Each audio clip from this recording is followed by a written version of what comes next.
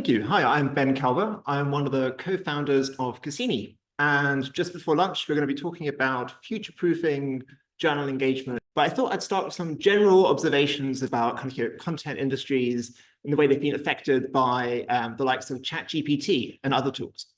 And one of the important trends is that rather than going to the primary sources to get our content, the way we get our information is increasingly disintermediated by these AI summaries and syntheses that we get from tools like ChatGPT.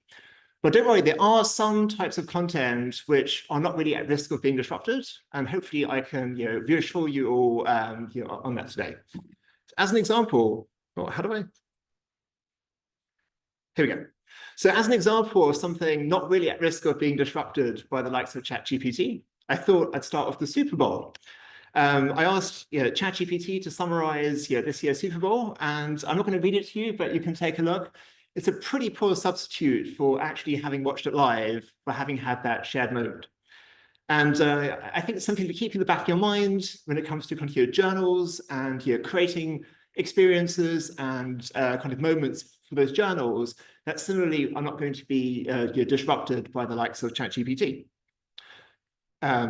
So let me tell you a little bit more about what I'm talking about. So let's talk about the direct journal engagement model. The idea of you've got a passive consumer of content, someone who's looking for information about their field, who uses a tool like Google Scholar, Web of Science, and Friends to find what they're looking for. So they'll typically end up on a journal website. And there, they'll be able to download the PDF, they can look at the article, but there's opportunities for them to develop a deeper relationship to their journal. Maybe they sign up for content alerts. Maybe they see a call for papers. Maybe there's some other reason where they decide to stick around and actually become contributors to that journal in the form of becoming authors, maybe through editorial board engagements, guest editors, becoming reviewers, that sort of stuff. So it's a really nice picture. The only problem is if you add ChatGPT into that mix, because rather than going to the publisher's website, you're not actually looking at an AI summary, which is going to be a synthesis of trillions of tokens, including some scattering of tokens that came from particular journal articles. Now, what that means is much less engagement with the publisher website, fewer opportunities to develop those relationships between the consumers of content as researchers into contributors to those journals. And so you end up with a picture that looks a little bit more like this, where the journals and researchers become a little bit more disintermediated, and there's fewer opportunities to develop that sort of healthy journal ecosystem in the forms of authors, reviewers, editors. So, but don't worry, all is not lost, because the antidote to this particular poison is actually in every good journal already, and that is the community. That's the stuff which is not at risk of being disrupted by the likes of ChatGPT. That's the humans, the real researchers behind the articles, the reasons why people get together to talk about the latest research, to discuss it, opportunities for visibility within their fields, opportunities for collaborations, for networking, for sharing and seeing what the latest research is there. So for those of you involved with running journals, you should be really be very precious about these communities, really invest in them, because that's what's going to be maybe one of the most robust and important pieces going forward. One of the things that we've seen with Cassyni in particular is you can engage those journals through different ways, including through online events and through video.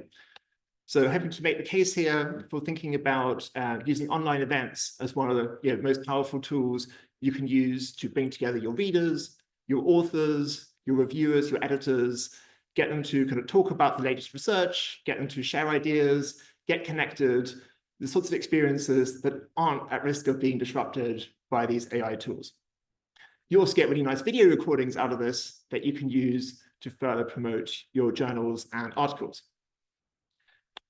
I find that sometimes a little bit abstract, so I like to zoom into the particulars.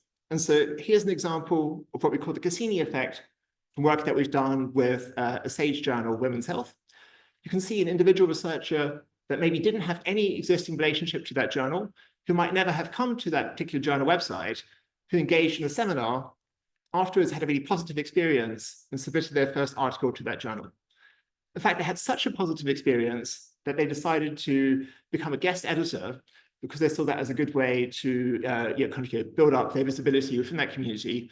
And so ended up not just becoming a guest editor, but ended up presenting a seminar that's completing a virtuous loop that strengthens the community and creates these really important moments. So just to summarize, you should be really thinking about ways to engage your journal communities, ways to add value, to bring those individuals together, and that will create more moments that can't be disrupted by the ChatGPTs of the world, that will allow you to convert your consumers of content into active contributors to those journals in the form of submissions, reviews, editorial engagements, that sort of stuff.